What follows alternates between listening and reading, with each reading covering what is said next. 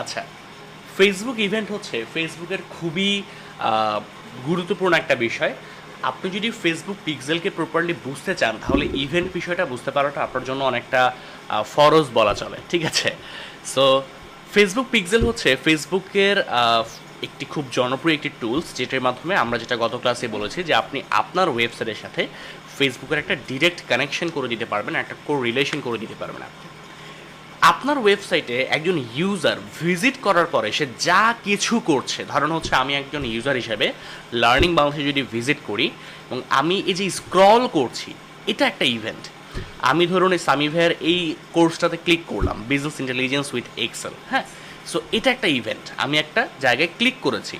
তারপর ধরুন হচ্ছে যে আমি এই যে ভিডিওটা আছে আমি ভিডিওটা প্লে করে দিলাম, এটা হচ্ছে একটা ইভেন্ট, ঠিক আছে। তারপর হচ্ছে ধরুন আমি এখান থেকে আপনার আরেকটু নিচের দিকে যাওয়ার পরে হচ্ছে আমি এখানে যে কোর্স মডিউলটা আছে এই কোর্স মডিউলটা আমি ভিজিট করলাম বা কোর্স মডিউলটা আমি ভিউ করলাম, এটাও একটা ইভেন্ট।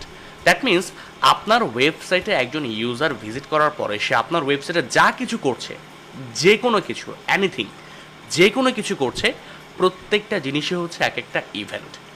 সো ফেসবুক ইভেন্ট বিষয়টা খুবই গুরুত্বপূর্ণ, কারণ আপনার ওয়েবসাইটে এসে আপনার ইউজাররা কী কী করছে এবং আপনার তাকে ট্র্যাকিং করার জন্য বা তাকে আসলে আপনার স্ট্র্যাটেজিতে বা ফানেলের মধ্যে নিয়ে আসার জন্য কোন কোন ইভেন্টগুলি বা কোন কোন বিষয়গুলি আপনার জানাটা প্রয়োজন, এই বিষয়টা যদি আপনি আসলে প্রপারলি করতে না পারেন বা বুঝতে না পারেন, তাহলে কিন্তু আপনি ফেসবুক পিক্সেলকে প্রপারলি ইউটিলাইজ করতে পারবেন না, ঠিক আছে?